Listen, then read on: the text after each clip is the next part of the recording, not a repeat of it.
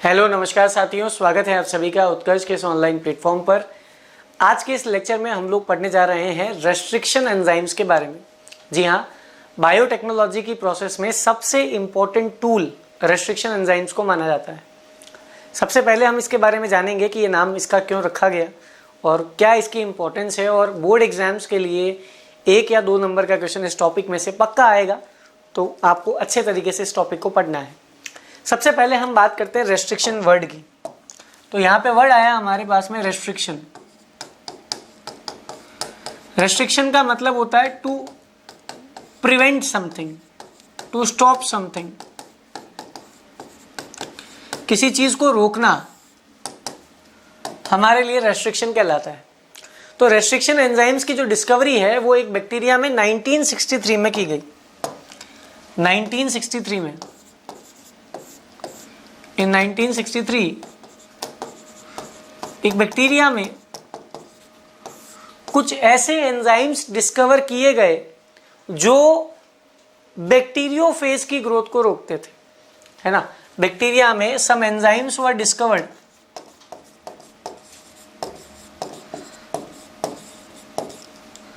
Some enzymes were discovered, ऐसे enzyme discover किए गए which stop the growth of bacteriophage, which stops the growth of bacteriophage।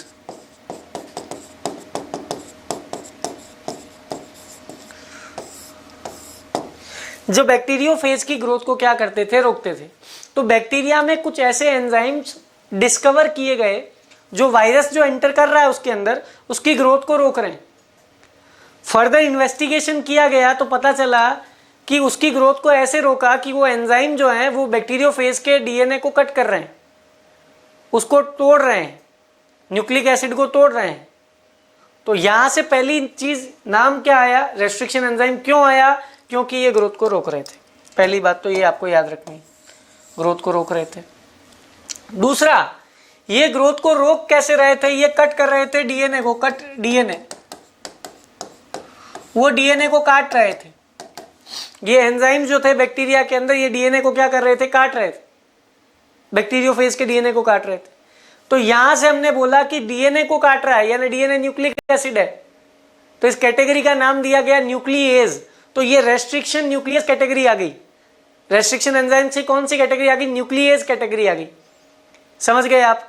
तो यहां से बायोटेक्नोलॉजी की भी शुरुआत हुई, क्योंकि बायोटेक्नोलॉजी के लिए सबसे मेन बात यह है डीएनए को काटना। और डीएनए अगर कट नहीं होगा तो प्रोसेस होगी नहीं, कोई भी प्रोसेस नहीं होगी। तो यहां पर ये मेन चीज हमारे पास में आई, यहां से रेस्ट्रिक्शन एंजाइम्स की डिस्कवरी हुई। अब रेस्ट्रिक्शन एंजाइम में हमारे पास में 2 कैटेगरी आएगी। कितनी कैटेगरी आई? 2 कैटेगरी। एक हमारे पास में थी एक्सोन्यूक्लियस, और एक हमारे पास में कैटेगरी होती है जिसका नाम होता है एंडोन्यूक्लियस। एक होती है एक्सोन्यूक्लियस और एक कौन सी होती है? एंडोन्यूक्लियस होती है। 2 कैटेगरी होती है, एक्सो और एंडो। यहां पे एक्सो वर्ड आ गया, इसका मतलब बाहर की ओर है, मतलब जो कॉर्नर्स पे कट करेगा, कट डीएनए एट एंड्स, जो डीएनए को एंड्स पर कट करता है उसे हम बोलते हैं। और जो कट करता है डीएनए को एट स्पेसिफिक साइट,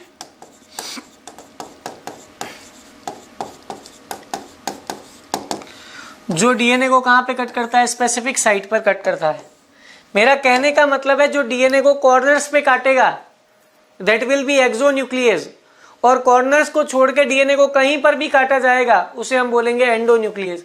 तो एक हमारे पास में एक्सोन्यूक्लियस होता है और एक हमारे पास में क्या होता है? एंडोन्यूक्लियस होता है, जो डीएनए को कहां पर काटता है? स्पेसिफिक साइट पे कट करता है। जैसे एक एग्जांपल अगर मैं बात करूं, यहां पे अगर हम कह रहे हैं कि डीएनए को स्पेसिफिक साइट पे कट करता है, उस स्पेसिफिक साइट को किस नाम से जाना जाएगा? तो याद रखना, उस स्पेसिफिक साइट को नाम से जाना जाएगा रिकॉग्निशन साइट। रिकॉग्निशन साइट जहां पे डीएनए को काटा जाएगा। ये endonuclease enzyme, restriction endonuclease enzyme जो है वो डीएनए को जिस स्पेसिफिक प्लेस पर कट करेगा उस स्पेसिफिक प्लेस को हम क्या बोलते हैं? उस स्पेसिफिक प्लेस को हम बोलते हैं एंडोन्यूक्लियस एंजाइम। स्पेसिफिक प्लेस को हम बोलते हैं रेस्ट्रिक्शन एंजाइम्स के थ्रू जो कट किया गया साइट है, रिकॉग्निशन साइट। डन। पहला रेस्ट्रिक्शन एंडोन्यूक्लियस एंजाइम जो था, फर्स्ट रेस्ट्रिक्शन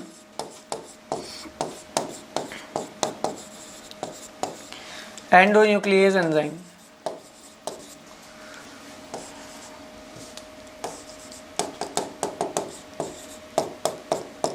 इन सेकेंड, कौन सा था? In second.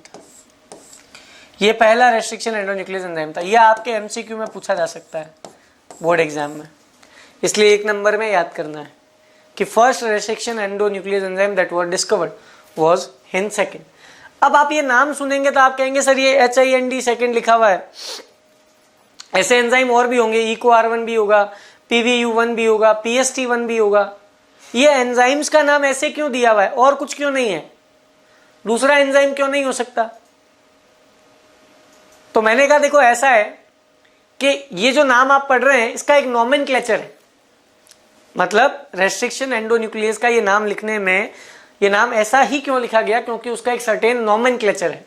तो नेक्स्ट चीज जो हमें जाननी है that is nomenclature of endonuclease enzyme.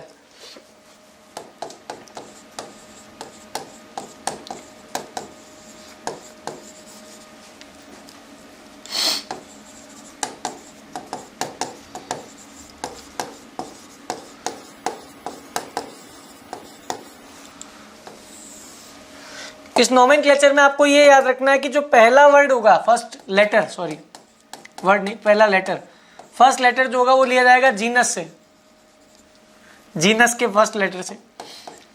Second और थर्ड लेटर आप लेंगे स्पीशीज से।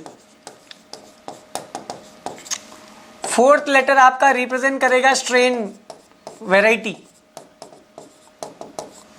फिफ्थ लेटर आपका रिप्रेजेंट करेगा रोमन नंबर को, रोमन नंबर, कौन सा एंजाइम इसमें से डिस्कवर किया गया है। जैसे एग्जाम्पल देखिए, आपने लिखा EcoR1, तो EcoR1 में ये जो E है ये रिप्रेजेंट कर रहा है इश्चरेस्चिया को, यानी जीनस को। CO है ये रिप्रेजेंट कर रहा है कोलाई, यानी E. कोलाई से लिया गया है। R हो गया आपके पास में स्ट्रेन, और एक आपके पास में हो गया रोमन नंबर। ये चीज इस तरीके से नाम दिए जाते हैं, इसलिए थोड़े नाम ऐसे अटपटे हैं, EcoR1, हिंद सेकेंड, PVU1 वगैरह। जैसे एक और एग्जांपल आप ले लेते हैं हिंद सेकेंड का, तो इसमें जो H है वो रिप्रेजेंट कर रहा है हीमोफिलस को, जीनस को। IN रिप्रेजेंट कर रहा है इन्फ्लुएंजी को। D रिप्रेजेंट कर रहा है स्ट्रेन को, और सेकंड रिप्रेजेंट कर रहा है रोमन नंबर को।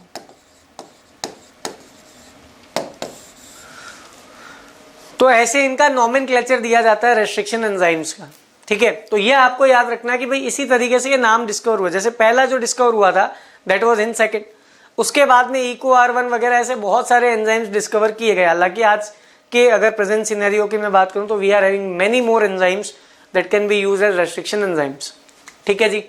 अब हम बात कर रहे थे वो रिकॉग्निशन साइट की, कि कहां पर कट करते हैं, रिकॉग्निशन साइट पर कट करते हैं। उस रिकॉग्निशन साइट की अपनी एक खासियत है, क्या है कि इस रिकॉग्निशन साइट पर पैलिंड्रोमिक सीक्वेंस होना चाहिए। कौन सा सीक्वेंस होना चाहिए? Palindromic sequence. तभी वहां पे वो आपका एंजाइम एंडोन्यूक्लियस काम करेगा।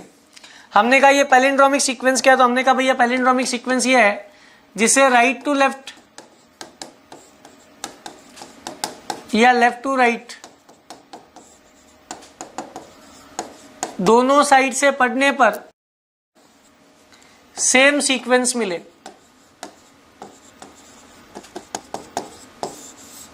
क्या मिले? सेम सीक्वेंस, उसे हम बोलते हैं पैलिंड्रोमिक सीक्वेंस। जैसे एक एग्जांपल है 5' से 3', यहां पे 5' से 3'। एक सीक्वेंस है, देखिएगा GAA TTC, GAA TTC। आप देखिए 5' से 3' यहाँ पे सीक्वेंस है GAATTC और यहाँ पे सीक्वेंस है 5' से 3' में GAATTC। मतलब लेफ्ट टू राइट अगर आप लें या राइट टू लेफ्ट अगर आप लें तो the sequence will be the same. तो ऐसे सीक्वेंस को हम पैलिंड्रोमिक सीक्वेंस कहते हैं। पैलिंड्रोमिक सीक्वेंस वो सीक्वेंस होता है जिसे आप लेफ्ट टू राइट पढ़े या राइट टू लेफ्ट पढ़े, the sequence will remain the same. और ये एंडोन्यूक्लियस जो होता है वो रिकॉग्निशन साइट को आइडेंटिफाई करता है और उस रिकॉग्निशन साइट की खासियत ये है या खास बात ये है कि उसमें पैलिंड्रोमिक सीक्वेंस होगा। मैं ये नहीं कह रहा हूं कि सब में पैलिंड्रोमिक सीक्वेंस ही होगा। ये मान लीजिए इको R1 के लिए तो हिंद सेकंड के लिए कोई और होगा। सीक्वेंस पैलिंड्रोमिक होना चाहिए, उसमें कोई भी कहीं पर भी जुड़ा हो सकता है, उससे कोई मैटर नहीं करता है, पर सीक्वेंस कैसा होना चाहिए, पैलिंड्रोमिक होना चाहिए। डन है। चलिए, तो ये चीजें आप लोगों को थोड़ा सा याद करनी है रेस्ट्रिक्शन एंजाइम्स को पढ़ते वक्त। ये टॉपिक अगर आप इस तरीके से पढ़ लेते हैं जिसमें आपको हिंद सेकंड पता हो, आपको पैलिंड्रोमिक सीक्वेंस का पता हो, आपको ये पता हो डिस्कवर कौन से ईयर में किया गया था, कैसे डिस्कवर किया गया था, रेस्ट्रिक्शन वर्ड का मतलब क्या है, तो आपका 1 से 2 नंबर इसमें कवर हो जाएगा। तो ये हमने रेस्ट्रिक्शन एंजाइम्स के बारे में जाना और इसी तरीके से आपके 1 और 2 नंबर बोर्ड मार्क्स के लगभग कवर हो जाते हैं। और ऐसे ही और भी वीडियोस हम लेकर आएंगे जिसमें आपके बोर्ड एग्जाम्स की प्रिपरेशन को और भी बेहतर बनाया जा सके। तब तक के लिए उत्कर्ष से जुड़े रहें, अच्छे से पढ़ाई करें और स्वस्थ रहें। Thank you.